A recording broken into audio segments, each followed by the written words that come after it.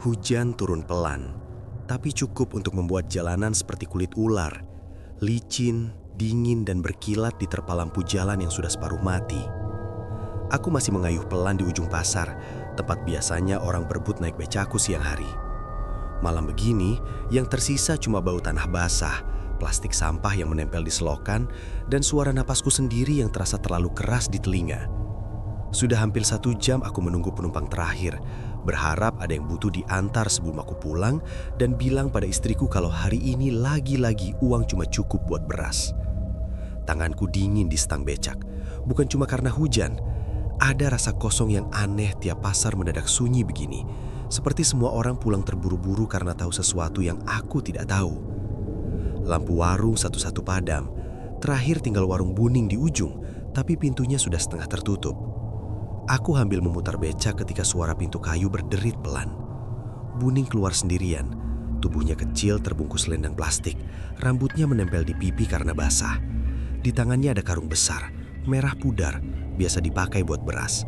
Tapi cara dia memegangnya seperti karung itu bukan cuma berat, melainkan penting. "Rama?" Aku berhenti mengayuh. Suaranya pelan tapi jelas sekali di tengah sepinya malam. "Iya, Bu." Dia mendekat menyeret karung itu sampai ke samping becakku. Bau cabai langsung menusuk hidung, pedas mentah yang bikin mata perih. Antar ini ke kampung seberang hutan, malam ini juga. Aku menatap jalan gelap di belakang pasar. Sekarang, udah mau tengah malam, Bu. Jalannya sepi banget. Buning tidak langsung menjawab. Dia cuma menatapku, tatapannya datar. Seperti sudah tahu aku akan menolak, tapi juga tahu aku tidak punya pilihan. Yang pesan tak suka menunggu, katanya akhirnya. Aku menelan ludah. "Besok pagi saja, Bu, subuh aku berangkat." Kepalanya pelan menggeleng. Hujan menetes dari ujung dagunya. Harus malam ini. Tanganku mengencang di setang. Dalam kepalaku, wajah istriku muncul. Wajah pucat karena kurang tidur. Wajah anakku yang kemarin bilang lapar, tapi pura-pura bilang sudah kenyang. Aku benci kalau bayangan mereka datang di saat seperti ini, karena artinya aku akan mengiyakan hal yang sebenarnya ingin kutolak. "Bayarannya?" tanyaku pelan. Buning menyelipkan tangan ke dalam bajunya, mengeluarkan gulungan uang yang diikat karet. Dia tidak memberikannya, hanya memperlihatkan. 5 juta, sampai di tangan yang pesan. Jantungku seperti ditarik keras. 5 juta bukan uang yang biasa lewat di hidupku. Itu bukan sekedar ongkos, itu seperti pintu keluar dari lubang sempit yang selama ini kutinggali. "Tinggal antar cabai saja, Bu." Suaraku terdengar asing di telingaku sendiri. Dia tersenyum tipis, senyum yang tidak benar-benar sampai ke mata. "Cabai saja." Aku turun dari becak, membantu mengangkat karung itu. Begitu kusentuh, kainnya dingin sekali, seperti direndam air sumur. Beratnya juga aneh, untuk cabai harusnya lebih ringan, tapi aku tidak bilang apa-apa. Kami mendorongnya ke atas becak. Saat karung itu sudah diikat, hujan tiba-tiba terasa lebih dingin. Aku berdiri sebentar di samping becak, melihat ke arah jalan gelap yang harus kulewati. Tidak ada satupun orang lewat, tidak ada suara motor, tidak ada langkah kaki. "Alamatnya di mana tepatnya, Bu?" Buning menunjuk lurus ke arah jalan tanah yang jarang kupakai. "Ikut jalan itu sampai ketemu gerbang batu, nanti ada yang menunggu." "Namanya siapa yang pesan?" Dia terdiam sebentar, lalu pelan menjawab. "Mereka tidak pakai nama seperti kita." Ada sesuatu di dadaku yang seperti ditekan dari dalam. Aku ingin tertawa, bilang itu tidak lucu, tapi tenggorokanku kering. Kalau saya tersesat, Buning sudah mulai mundur ke arah warungnya. Jalannya akan menunjukkan sendiri. Aku ingin bertanya lagi, tapi pintu warungnya sudah tertutup. Lampunya padam, tinggal aku, becaku, dan karung cabai yang diam terlalu tenang di belakangku. Aku duduk kembali di kursi, kedua kaki menapak pedal. Hujan masih turun, menetes dari ujung topi ke lututku. Untuk sesaat aku menoleh ke belakang, menatap karung merah itu. Kainnya menempel pada isinya, membentuk tonjolan-tonjolan yang tidak rata. "Cuma cabai," gumamku pada diri sendiri, lebih seperti memohon daripada meyakinkan. Lalu aku mulai mengayuh, meninggalkan lampu pasar yang terakhir padam, masuk ke jalan gelap yang rasanya seperti menelan cahaya sedikit demi sedikit. Jalan yang kupilih itu bukan jalan yang biasa dilewati orang malam-malam. Tanahnya lebih lembek, bekas roda jarang terlihat, seperti jalur yang hanya diingat tanah tapi dilupakan manusia. Lampu pasar di belakangku pelan-pelan menghilang. tinggal cahaya kuning redup yang akhirnya lenyap di teran tikungan. Sejak itu, yang tersisa cuma gelap yang tidak benar-benar hitam, lebih seperti abu-abu pekat yang menempel di mata. Aku mengayuh pelan. Rantai becak berbunyi halus setiap kali pedalku tekan, dan suara itu terasa terlalu jelas. Seakan-akan dunia di sekelilingku berhenti bersuara supaya bisa mendengarkannya. Biasanya di jalan hutan masih ada jangkrik, katak, atau angin menyapu daun. Malam ini tidak. Sepi yang tidak wajar, seperti udara ditahan agar tidak bergerak. Karung cabai di belakangku diam, tapi justru diamnya itu yang bikin pikiranku ribut. Bau pedasnya masih ada, menusuk hidung tiap kali angin kecil lewat. Aku mencoba fokus ke jalan, ke genangan air yang harus kuhindari, ke akar yang menyembul dari tanah. Jangan pikir macam-macam, kataku dalam hati. 5 juta, antar, terima uang, pulang. Beberapa meter di depan, lampu kecil di becakku tiba-tiba meredup. Bukan mati, tapi cahayanya mengecil seperti sumbu yang hampir habis. Aku menepuk-nepuk bodinya. Jangan mati sekarang, gumamku. Cahaya itu berkedip sekali, lalu stabil lagi, tapi lebih lemah dari tadi. Bayanganku sendiri memanjang di tanah, kurus dan goyah, seperti bukan bayanganku. Aku baru sadar satu hal, aku tidak ingat pernah lewat jalan ini sebelumnya. Padahal sebagai tukang becak, hampir semua gang pasar dan jalan kampung hafal di kepalaku. Tapi jalur ini seperti potongan tempat yang tidak pernah masuk peta hidupku. Pohon-pohonnya lebih rapat, batangnya tinggi lurus tanpa banyak cabang. Daunnya menutup langit sampai hujan yang turun pun terasa berbeda, lebih jarang tapi lebih dingin. Tiba-tiba becakku terasa lebih berat. Awalnya pelan, seperti hanya karena tanah menanjak. Aku berdiri sedikit di pedal, mengerahkan tenaga. Nafasku mulai kasar. Perasaan tadi nggak seberat ini. Aku melirik ke belakang sekilas. Karung merah itu masih di situ, terikat rapi. Tapi kainnya tampak lebih tegang, seperti isinya bertambah padat. Aku berhenti sebentar, menurunkan kaki ke tanah. Lumpur langsung menelan sandal tipisku. Aku turun, memegang sisi becak lalu menyentuh karung itu. Dingin, bukan dingin kena hujan, dingin seperti batu yang lama terendam air sumur. Tanganku refleks menarik diri. Cabe kok beratnya nambah, bisikku, hampir tidak bersuara. Tidak ada jawaban tentu saja, hanya jalan gelap di depan yang menunggu. Aku kembali naik, memaksa kakiku mengayuh. Beberapa meter kemudian, di sisi kiri jalan sesuatu berdiri miring di antara semak. Sebuah papan kayu, ditancapkan seadanya. Aku memperlambat becak, mendekatkan lampu redupku. Tulisan di papan itu tidak rapi, seperti dicoret dengan cat putih tebal. Dilarang putar balik. Dadaku langsung terasa sesak. Tidak ada tanda seperti ini setahuku di sekitar pasar. Siapa yang memasang? Untuk siapa? Siapa juga yang mau lewat sini? Gumamku, tapi suaraku tidak terdengar meyakinkan. Aku menoleh ke belakang jalan yang sudah kulewati. Gelapnya sama pekatnya dengan yang di depan. Tidak ada bedanya. Tidak ada penanda arah pulang selain ingatan yang mulai terasa goyah. Angin tipis lewat, membuat ujung karung di belakangku bergerak sedikit. Aku membeku. Gerakan itu kecil, mungkin cuma karena angin. Tapi karung itu terikat kuat. Seharusnya tidak ada bagian yang bisa bergerak sendiri. Aku menatapnya beberapa detik. Tidak ada apa-apa lagi. Hanya kain basah merah kusam. Terlalu capek aku, kataku pada diri sendiri. Mencoba tertawa kecil, tapi suaraku terdengar pecah. Aku mengayuh lagi melewati papan larangan itu. Semakin masuk, jalan makin menyempit. Roda becak kadang tergelincir, kadang menghantam batu kecil yang tidak kelihatan. Setiap kali itu terjadi, karung di belakang seperti bergeser sedikit, menambah rasa berat di kaki. Aku mulai merasa seperti bukan aku yang memilih jalan ini, tapi jalan ini yang sedang menarik aku masuk.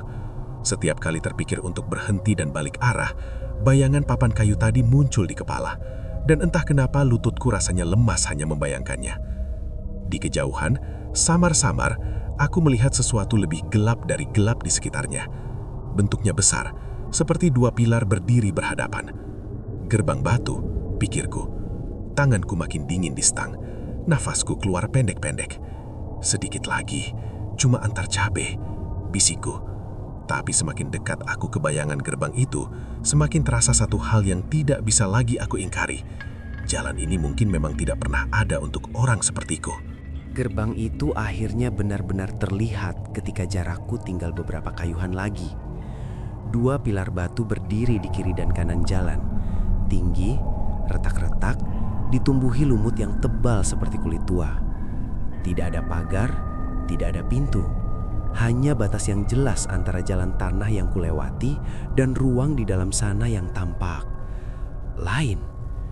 Udara di sekitarnya terasa lebih dingin, bukan dingin hujan, tapi dingin yang merayap dari kulit masuk ke tulang. Aku memperlambat kayuhan sampai beca hampir berhenti sendiri. Lampu kecil di depanku memantul lemah di permukaan batu, membuat bayangan-bayangan aneh di celah retakan.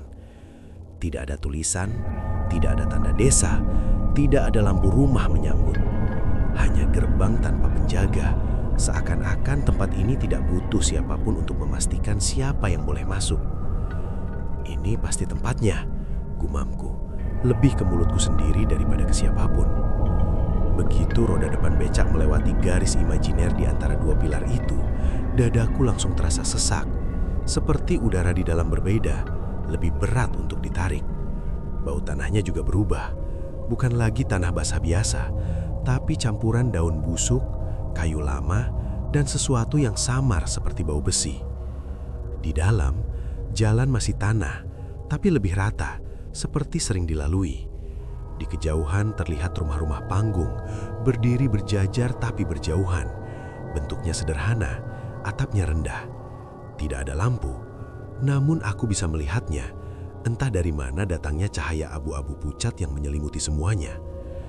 Aku berhenti total. Kaki kiriku turun ke tanah.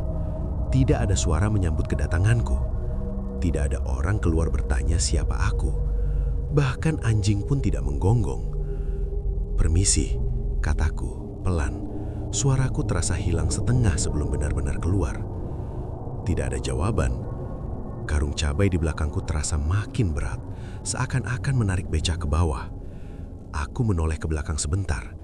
Masih sama, terikat, diam. Saat aku menoleh kembali ke depan, ada sesuatu yang membuat nafasku tersendat. Di tengah jalan, beberapa meter dari becaku, berdiri seorang anak kecil. Aku tidak tahu sejak kapan dia ada di situ. Tadi jalan kosong, sekarang dia berdiri menghadapku tanpa bergerak. Tubuhnya kurus, pakaiannya seperti baju lama yang kebesaran. Warnanya sulit kulihat jelas dalam cahaya pucat itu. Rambutnya lurus menutupi dahi. Aku memegang stang lebih kuat. "Dek." Anak itu tidak menjawab. Dia hanya menatapku. Matanya besar, terlalu tenang untuk anak seusianya. "Aku antar pesanan," kataku, suaraku kering. Beberapa detik hening yang terasa panjang sekali. Lalu bibir anak itu bergerak pelan. Lama sekali. Suaranya datar, tidak tinggi seperti suara anak-anak biasanya. Lebih seperti suara yang sudah lama tidak dipakai. Kata-katanya membuat tengkuku merinding. Aku melirik ke arah rumah-rumah panggung itu. Jendela-jendelanya gelap, tapi entah kenapa aku merasa seperti ada banyak mata di baliknya, mengawasi dari celah-celah kayu. "Aku cuma disuruh antar cabai," kataku, mencoba tetap waras. "Yang pesan siapa?" Anak itu tidak menjawab pertanyaanku. Dia berbalik pelan, lalu mulai berjalan lebih dalam ke kampung itu. Langkahnya pelan, tapi pasti, tanpa sekalipun menoleh untuk memastikan aku mengikuti. Aku ragu beberapa detik. Bagian dari diriku ingin memutar becak, kabur secepat mungkin. Tapi kakiku justru naik kembali ke pedal, mengayuh pelan mengikuti anak kecil itu. Seperti ada tali tak terlihat yang mengikat becakku pada punggungnya. Setiap kayuhan membuat rumah-rumah itu tampak lebih jelas. Tiang-tiang kayunya tinggi, kolongnya gelap pekat. Tidak ada perabot terlihat, tidak ada suara percakapan, tidak ada batuk, tidak ada langkah kaki. Kampung yang seharusnya hidup, tapi terasa seperti gambar yang dipasang di dunia yang salah. Aku berhenti total. Kaki kiriku turun ke tanah. Tidak ada suara menyambut kedatanganku. Tidak ada orang keluar bertanya siapa aku. Bahkan anjing pun tidak menggonggong. "Sudah sampai?" kataku, pelan. Anak itu menoleh sedikit, cukup untuk memperlihatkan separuh wajahnya. "Mereka sudah menunggu dari sebelum kamu berangkat." Darahku terasa turun ke kaki. Tanganku dingin, tapi kering. Aku baru sadar, satu hal yang membuat pikiranku berputar pelan. Jika mereka sudah menunggu sebelum aku berangkat, berarti mereka tahu, bahkan sebelum aku sendiri tahu bahwa aku akan datang. Di sekeliling lapangan itu, satu persatu pintu rumah panggung mulai terbuka. Tidak terdengar suara kayu, tidak ada engsel berderit, hanya perubahan kecil dalam gelap yang membuatku sadar ada sesuatu yang bergerak. Aku menelan ludah, berdiri kaku di samping becakku, di bawah gerbang yang tidak dijaga siapapun, karena mungkin yang ada di dalam sini tidak pernah butuh penjaga. Pintu-pintu rumah panggung itu terbuka hampir bersamaan, seperti ada aba-aba yang tidak kudengar. Dari celah gelap di dalamnya, satu persatu mereka keluar. Awalnya hanya bayangan, lalu pelan-pelan bentuk tubuh, wajah dan mata yang menangkap cahaya pucat di kampung itu. Aku berdiri di samping becak. Tangan masih menempel di setang, tapi rasanya seperti bukan lagi aku yang memegangnya. Tubuhku kaku, napasku dangkal. Anak kecil tadi sudah menepi, berdiri di dekat salah satu tiang rumah, menonton seperti penonton yang sudah tahu akhir cerita. Orang-orang itu berjalan mendekat tanpa suara langkah. Kaki mereka menyentuh tanah, tapi tidak ada bunyi gesekan, tidak ada debu terangkat. Mereka membentuk setengah lingkaran di depanku, mengelilingi becak dan karung cabai di belakangnya. Wajah mereka pucat, bukan pucat orang sakit, tapi pucat seperti tidak pernah kena matahari. Kulitnya halus, terlalu halus, hampir seperti lilin. Mata mereka terbuka lebar, menatap lurus ke arahku. Tidak ada yang berkedip. Aku baru menyadarinya setelah beberapa detik yang terasa panjang. Mata sebanyak itu menatap tanpa satupun kelopak bergerak. Rasanya seperti serangga kecil merayap di kulitku. Saya cuma antar pesanan," kataku, suaraku serak. Seorang pria tua melangkah maju. Rambutnya putih tipis menempel di kepala, wajahnya penuh garis halus yang dalam. Tapi matanya bening seperti anak muda. Senyumnya pelan terangkat, terlalu lebar untuk wajah setua itu. "Akhirnya, cabai segar dari dunia atas," katanya. Dunia atas? Kata itu menggantung di kepalaku. Aku ingin bertanya maksudnya, tapi lidahku berat. Beberapa orang lain mendekat ke sisi becak. Mereka tidak menyentuhku, hanya sangat dekat, cukup untuk membuat udara di sekitarku terasa dingin. Bau tubuh mereka aneh, tidak bau keringat, tidak bau tanah, tapi seperti bau ruangan lama yang tidak pernah dibuka. "Ini cabainya, Pak," kataku, berusaha tetap sopan seperti ke pelanggan biasa. "Semua ada di karung itu." Pria tua itu mengangguk pelan. "Buka." Tanganku gemetar saat membuka ikatan tali. Simpul yang tadi mudah terasa kaku, seperti tali itu mengeras. Akhirnya terlepas juga. Aku melipat ujung karung, memperlihatkan isinya. Cabai merah memenuhi karung, tapi di cahaya pucat itu, warnanya terlihat lebih gelap, merah tua yang hampir kehitaman. Permukaannya basah, mengilap seperti baru dicuci, padahal tadi tidak sehujan itu. Seorang perempuan tua di samping pria itu mendekat, membungkuk sedikit. Rambutnya panjang, tipis, terurai sampai dada. Dia mengambil satu cabai, memegangnya di antara jari-jari yang kurus. "Hangat," katanya. "Hangat." Hujan dari tadi dingin, tanganku saja membeku. Bagaimana cabai bisa hangat? Aku menatap pria tua itu. "Kalau sudah, saya boleh pulang." Beberapa dari mereka tersenyum bersamaan, senyum tanpa suara, tanpa perubahan di mata, hanya bibir yang bergerak. "Tidak usah takut," kata pria tua itu. "Kami selalu membayar yang membawa makanan." Tanganku refleks mengencang lagi di setang. Kata-katanya terdengar seperti menenangkan, tapi justru membuat dadaku makin sempit. Cara dia menyebutku bukan sebagai pengantar, bukan sebagai tukang becak, tapi sebagai yang membawa makanan. Seperti peranku hanya itu. Di sekelilingku mereka mulai berbisik pelan satu sama lain. Bibir bergerak, tapi suaranya sangat kecil, seperti angin menyentuh daun kering. Mata mereka tetap terbuka lebar, tetap menatap, bahkan saat mereka bicara. Aku menunduk sebentar, mencoba menenangkan diri. 5 juta, ambil bayaran, pulang, selesai. Tapi saat aku mengangkat kepala lagi, jarak mereka terasa lebih dekat. Lingkaran itu menyempit tanpa kusadari. Wajah-wajah pucat itu kini hanya beberapa langkah dariku. Dan satu hal membuat perutku seperti jatuh ke tanah. Di antara semua mata yang menatapku, tidak satu pun menunjukkan bayangan diriku di dalamnya. Seperti aku berdiri di depan mereka, tapi tidak benar-benar ada. Lingkaran mereka tidak pecah, tapi memberi celah sempit ketika perempuan tua berambut panjang itu melangkah maju. Tangannya membawa sebuah karung lain, ukurannya hampir sama dengan karung cabai yang kubawa. Kainnya kusam, warnanya sulit ditebak dalam cahaya pucat itu, antara coklat tua dan abu-abu kotor, seperti sudah melewati banyak tangan dan banyak tempat. Dia berhenti tepat di depan becaku, jarak kami hanya 1 langkah. Aku bisa melihat jelas kulit di tangannya yang tipis, urat-urat biru samar di bawahnya, tapi tidak ada denyut. Tidak ada gerakan kecil yang biasa kulihat di tangan orang hidup. "Untuk jalan pulangmu," katanya. Suaranya lembut, tapi tidak hangat. Lebih seperti suara yang diingat, bukan yang dirasakan. Aku menelan ludah. "Bayaran dari Buning katanya 5 juta.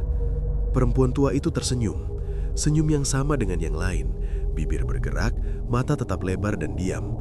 Dia mengangkat karung itu sedikit, lalu menjatuhkannya pelan ke tanah di samping kakiku. Suara yang keluar bukan suara uang kertas biasa. Lebih berat, lebih padat. "Lebih dari cukup," katanya. Aku berlutut perlahan, seperti gerakanku bukan sepenuhnya milikku. Tanganku menyentuh karung itu. Dingin, bahkan lebih dingin dari karung cabai tadi. Dingin yang membuat ujung jariku langsung kebas. "Aku boleh lihat?" tanyaku, tanpa sadar meminta izin. Pria tua itu mengangguk sekali. "Jangan dihitung di sini." Kalimat itu membuat tengkukku meremang, tapi rasa penasaran dan kebutuhan lebih kuat. Aku membuka simpulnya sedikit, cukup untuk mengintip ke dalam. Uang. Tumpukan uang kertas, kusut, terlipat, warnanya campur aduk. Ada yang terlihat baru, ada yang tampak sangat lama. Desainnya bahkan seperti yang pernah kulihat waktu kecil. Bau yang keluar dari karung itu langsung menusuk. Bukan bau kertas biasa, tapi bau tanah basah yang lama tertutup, bercampur sesuatu yang amis samar. Tanganku masuk sedikit, menyentuh bagian atas tumpukan itu. Lembab. Aku refleks menarik tangan. Ujung jariku seperti menyentuh kain yang baru dijemur di tempat gelap, tidak benar-benar kering. "Kenapa basah?" tanyaku, pelan, lebih ke diriku sendiri. Perempuan tua itu memiringkan kepala. "Uang juga pernah tinggal di tanah." Aku tidak mengerti maksudnya, tapi jantungku sudah berdetak terlalu keras untuk berpikir jernih. Di sekelilingku, mereka semua memperhatikan. Bukan karungnya, aku. Seperti reaksi wajahku lebih penting dari uang itu sendiri. "Kalau sudah, aku pulang," kataku cepat. Menutup kembali karung itu, tanganku gemetar saat mengikat simpul seadanya. Pria tua itu melangkah mendekat 1 langkah. Aku bisa melihat pantulan cahaya pucat di matanya, tapi tetap tidak ada bayanganku di sana. "Kamu akan pulang, tapi ingat, tidak semua yang dibawa dari sini akan tinggal seperti saat dibawa." Dadaku terasa sesak lagi. "Maksudnya?" Dia hanya tersenyum, tidak menjawab. Tiba-tiba aku merasakan sesuatu menyentuh pundakku. Ringan, tapi dingin luar biasa. Aku menoleh cepat. Seorang perempuan lain berdiri sangat dekat di belakangku. Jaraknya mungkin hanya sejengkal. Tangannya yang kurus menempel di bajuku. "Kami berterima kasih," katanya, pelan. Sentuhannya tidak menekan, tapi dinginnya menembus kain, kulit, sampai ke tulang. Lututku hampir goyah. "Jangan lama di jalan," tambahnya. Aku mengangguk cepat, meski kepalaku terasa ringan. Aku mengangkat karung uang itu ke atas becak, di samping karung cabai yang sudah hampir kosong. Beratnya membuat becak miring sedikit. Saat aku naik kembali ke kursi dan memegang setang, lingkaran mereka perlahan terbuka, memberi jalan ke arah gerbang batu tadi. Anak kecil yang pertama menyambutku kini berdiri di sisi jalan, menatap tanpa ekspresi. "Sudah selesai?" tanyanya. Aku mengangguk. "Sudah." Dia menatap karung uang di becakku, lalu menatapku lagi. "Belum tentu." Kata-katanya membuat perutku mual. Aku tidak menjawab. Kakiku langsung mengayuh, pelan tapi pasti, melewati mereka semua. Tak satu pun dari mereka melambaikan tangan, tak satu pun berkedip. Mereka hanya berdiri diam, mengikuti kepergianku dengan tatapan yang terasa menempel di punggungku, sampai aku kembali melewati gerbang batu, membawa sesuatu yang rasanya bukan sekedar uang. Begitu roda becakku melewati lagi celah di antara dua pilar batu itu, rasanya seperti keluar dari air yang dalam. Tapi bukan ke udara segar, melainkan ke ruang lain yang sama anehnya. Jalan tanah di depan sama seperti saat aku datang, tapi ada yang hilang. Bukan pohonnya, bukan belokannya. Suaranya, tidak ada apa-apa. Aku mengayuh pelan, napasku terdengar jelas di telinga sendiri. Biasanya malam punya lapisan suara, serangga, daun bergesek, jauh-jauh suara anjing atau motor. Sekarang kosong, seperti dunia ditutup dengan kain tebal yang menyerap semua bunyi. Karung uang di belakangku terasa berat, tapi bukan berat yang menarik ke bawah. Lebih seperti berat yang menekan dari dalam, membuat becak bergetar halus setiap kali roda menghantam batu kecil. Aku tidak berani menoleh terlalu sering. Setiap kali ingin melihat ke belakang, ada rasa takut kalau yang kulihat bukan lagi karung yang sama. Sedikit lagi sampai jalan besar, bisikku mencoba menenangkan diri. Lampu kecil di becakku masih menyala, redup, lingkaran cahayanya sempit sekali. Tanah di depanku terlihat pucat, hampir abu-abu, seperti bukan jalan yang sama yang kulewati sebelumnya. Hujan sudah berhenti, tapi bajuku tetap dingin menempel di kulit. Aku mulai merasa perjalanan pulang terlalu cepat. Belokan yang tadi terasa jauh, sekarang muncul hanya setelah beberapa kayuhan. Pohon besar yang tadi kulewati satu persatu, kini seperti meloncat mendekat. Tidak ada rasa waktu berjalan, hanya jarak yang menyusut tanpa peringatan. Dadaku makin sesak. Aku ini benar masih di jalan yang sama? Aku berhenti sebentar, menurunkan kaki. Tanah di bawah sandalku terasa lebih keras, tidak selembek tadi. Aku menoleh ke belakang. Gelap. Hanya gelap. Tidak terlihat lagi gerbang batu itu, padahal seharusnya belum terlalu jauh. Seperti bagian jalan itu dihapus begitu saja. Angin tipis menyentuh wajahku.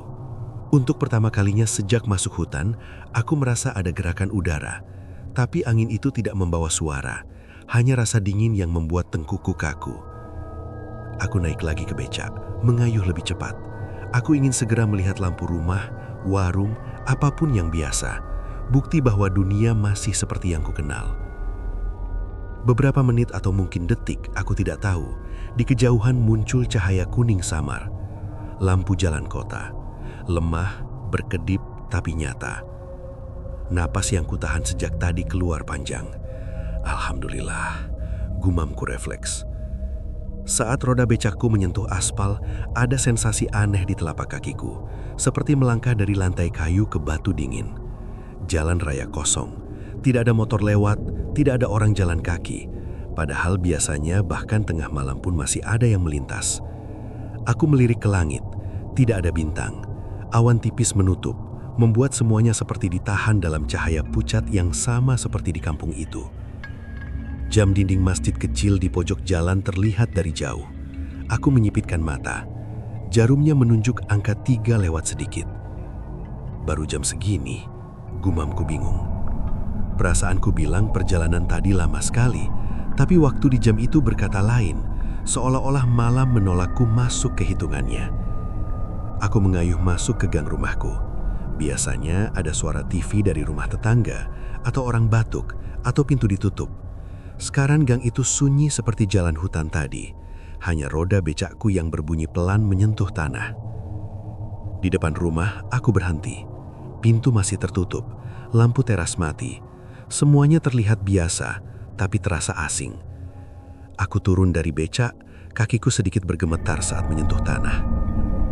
Saat aku memegang gagang pintu becak untuk menurunkan karung uang, aku sadar satu hal yang membuat perutku mengeras. Tanganku tidak terasa dingin lagi. Karung yang dingin. Dingin sekali. Seperti ada sesuatu di dalamnya yang belum selesai ikut pulang bersamaku. Pintu rumahku buka pelan, supaya tidak membangunkan siapapun. Tapi engselnya tetap mengeluarkan suara kecil yang memantul aneh di ruang tamu. Rumahku sederhana, dindingnya tipis.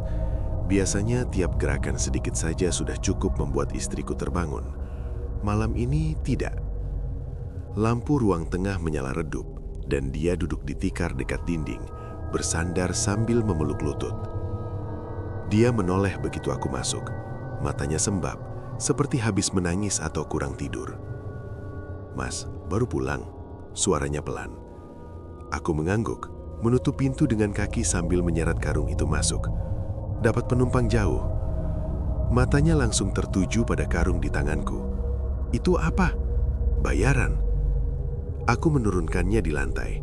Begitu karung itu menyentuh tikar, ada sensasi aneh, seperti lantai di bawahnya sedikit bergetar, sangat halus, hampir tidak terasa kalau tidak sedang memegangnya. Istriku mendekat pelan, duduk berhadapan denganku. "Banyak." Katanya 5 juta lebih, jawabku, masih mencoba terdengar biasa. Tanganku membuka simpulnya. Bau yang tadi kucium di kampung itu langsung keluar lagi. Tanah basah, lembab, dan sesuatu yang amis tipis. Istriku mengernyit. "Bau apa itu, Mas?" "Uang lama mungkin," kataku cepat, meski hatiku sendiri tidak yakin. Kami berdua menunduk melihat isi karung. Uang kertas bertumpuk, kusut, tidak tersusun rapi. Ada yang baru, ada yang seperti sudah bertahun-tahun tidak tersentuh. Beberapa lembar menempel satu sama lain, seperti lembab. Istriku mengambil satu lembar pelan. "Dingin." "Dingin gimana?" "Kayak bukan kertas," katanya, menggosokkan uang itu di antara jari. "Kayak pegang kulit yang lama di air." Kata-katanya membuat tengkukku kaku. Aku ikut mengambil beberapa lembar. Benar, dinginnya tidak wajar. Bukan dingin malam, dingin yang menetap, tidak berubah meski dipegang lama. Aku mulai menyusunnya di lantai, mencoba menghitung. 1, 2, 3 tumpuk. Nominalnya campur, tapi jumlahnya jelas jauh di atas yang pernah kulihat sekaligus. Tiba-tiba istriku berhenti bergerak. "Mas, kamu dengar nggak?" "Apa?" Dia menatap karung itu, bukan uang yang sudah kami keluarkan. Kayak suara. Aku menahan nafas, ruangan sunyi. Lalu sangat pelan, hampir seperti hayalan, terdengar bunyi tipis dari dalam karung yang masih setengah terisi. Bukan gesekan kertas, lebih seperti hembusan kecil. Seperti ada yang menarik nafas. Aku menatap istriku. Dia menatapku balik, wajahnya pucat. "Itu cuma angin," kataku. Tapi suaraku sendiri tidak yakin. Tidak ada jendela terbuka. Aku mendekatkan wajah ke karung itu, menahan diri beberapa detik. Lalu lagi, hembusan pelan, disusul bunyi lembut seperti sesuatu menggeser di dalam. Istriku mundur satu langkah. "Mas, tutup aja, aku nggak enak." Aku buru-buru mengikat kembali mulut karung, tanganku gemetar. Begitu simpul terikat, bunyi itu berhenti. Ruangan kembali sunyi, tapi sunyi yang menekan, bukan menenangkan. "Kita pakai besok saja, sekarang simpan dulu."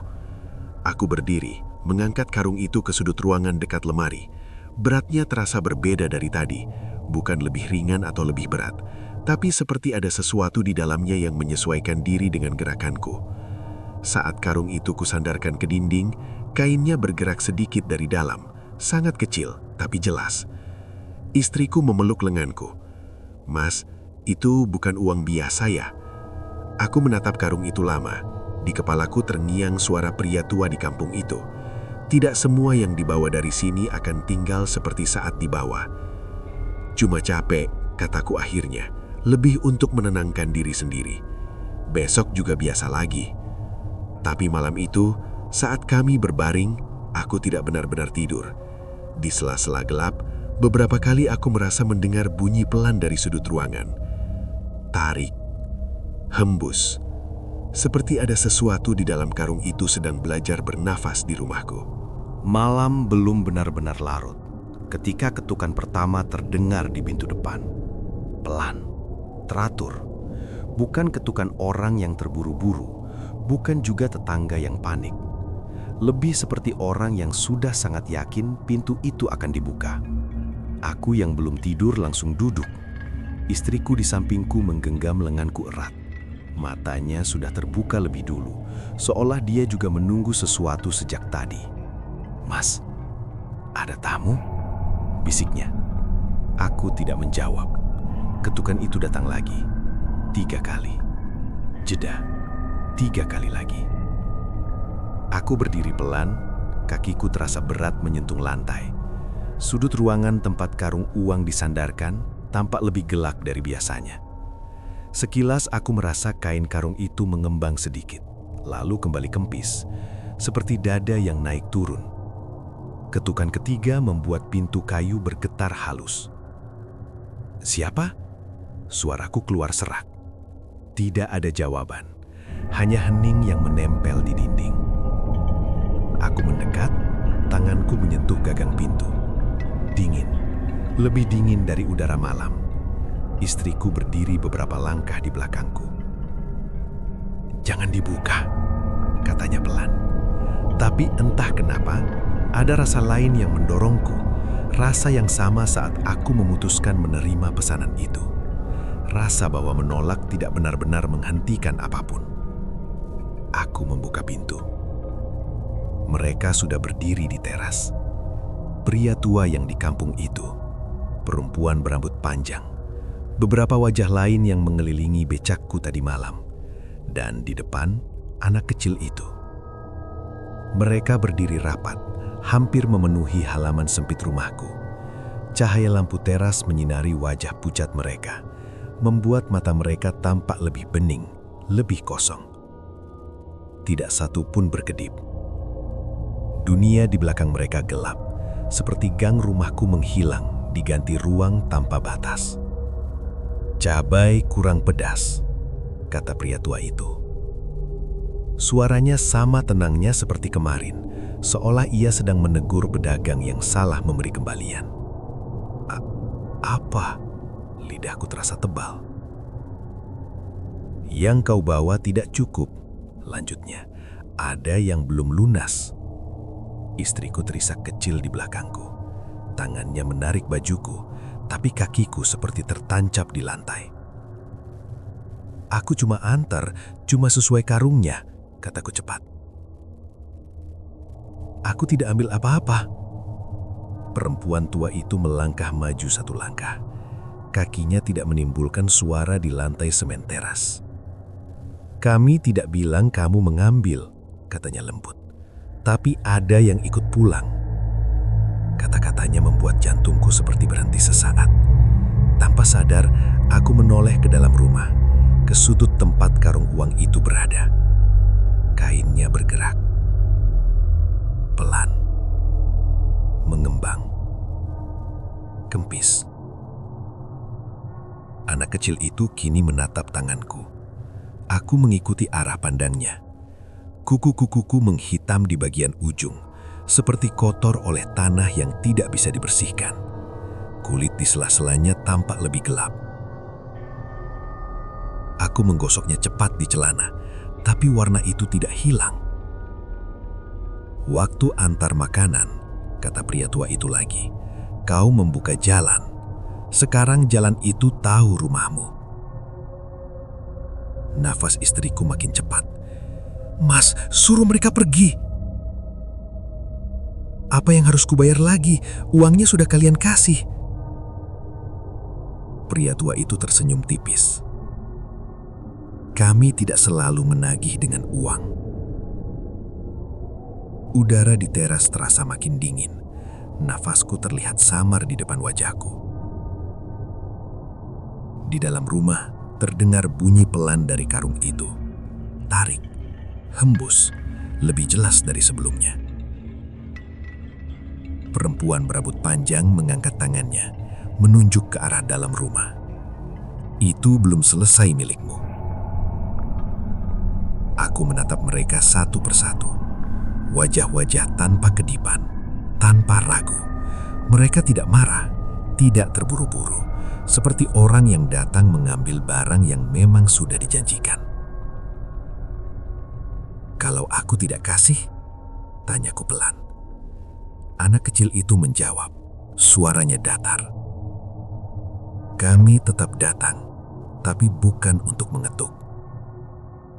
Tanganku gemetar di gagang pintu. Di belakangku, rumahku sendiri terasa asing. Di depanku mereka berdiri seperti bayangan yang menunggu dipersilakan masuk. Dan untuk pertama kalinya sejak aku menjadi tukang becak, aku merasa tidak lagi tahu mana jalan yang bisa membawaku pulang. Pagi itu datang tanpa terasa seperti pagi. Tidak ada cahaya hangat yang biasanya masuk dari celah jendela. Hanya terang pucat yang membuat warna rumah terlihat pudar. Aku tidak ingat kapan akhirnya tertidur, atau apakah aku benar-benar tidur. Yang kuingat hanya dingin yang tidak pergi, dan perasaan seperti ada mata yang terus terbuka di sudut ruangan. Istriku mengguncang bahuku pelan. Wajahnya pucat, bibirnya gemetar. "Mas, becaknya." Aku langsung bangun. Pintu depan setengah terbuka. Udara pagi masuk, tapi tidak membawa suara ayam. Tidak ada suara orang menyapu halaman. Hanya sunyi yang sama seperti malam. Aku melangkah keluar. Becakku tidak ada di tempatnya. Biasanya selalu kusandarkan di samping dinding. Roda depannya menghadap jalan. Sekarang hanya bekas jejak roda tipis di tanah lembab depan rumah, mengarah ke ujung gang. "Siapa yang ambil?" bisik istriku di belakangku. Aku tidak menjawab.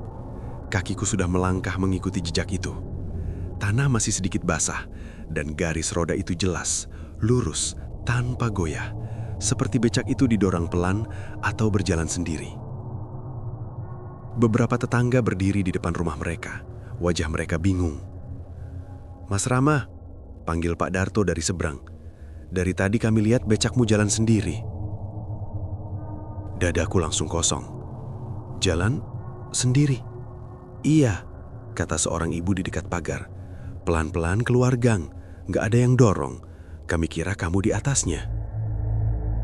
Aku menoleh ke ujung gang. Di kejauhan, roda becakku terlihat. Kecil, bergerak menjauh ke arah jalan besar. Tidak cepat, tidak tergesa, seperti tahu persis kemana harus pergi. "Mas!" istriku memanggil, tapi suaranya terasa jauh. Aku berlari, nafasku langsung habis, kakiku berat seperti diikat sesuatu. Tapi becak itu tetap di depan. Jaraknya tidak banyak berubah, seolah-olah menungguku cukup dekat untuk melihat, tapi tidak cukup dekat untuk menyentuh. Saat sampai di dalam besar, beberapa orang berhenti menonton. Motor melambat, mata mereka mengikuti becak kosong itu yang berbelok sendiri ke arah jalan hutan. "Jalan yang sama. Jangan ke sana," gumamku, tapi suaraku tenggelam di dada sendiri. Aku berhenti di tepi jalan. Kakiku tidak mau melangkah lebih jauh. Hutan di depan terlihat lebih gelap dari biasanya, meski matahari sudah tinggi. Becakku terus masuk ke jalan tanah itu. Rodanya berputar stabil, tanpa suara. Seseorang di belakangku berkata pelan, "Itu bukan becak lagi yang pulang, itu yang dipanggil." Aku tidak tahu siapa yang berbicara. Aku tidak menoleh. Di rumah, karung uang masih ada di sudut ruangan. Istriku bilang isinya berubah. Saat kubuka, bukan uang lagi yang kulihat. Cabai. Merah tua, lembek, sebagian pecah, dan di antaranya bergerak belatung putih kecil. Bau busuk langsung memenuhi ruangan, menusuk sampai kepala. Aku terduduk di lantai. Tanganku gemetar memegang kain karung itu. Di luar, angin lewat pelan. Dan dari kejauhan, sangat samar, aku merasa mendengar bunyi yang kukenal. Derit roda becak tua berputar di jalan tanah. Sejak hari itu, orang-orang kampung kadang bilang melihat becak kosong lewat malam-malam, masuk ke arah hutan tanpa lampu. Tidak pernah kembali sebelum subuh. Dan setiap kali hujan turun pelan seperti malam itu, aku masih bisa merasakan dingin di ujung jariku. Seolah-olah stang becak itu belum benar-benar lepas dari tanganku.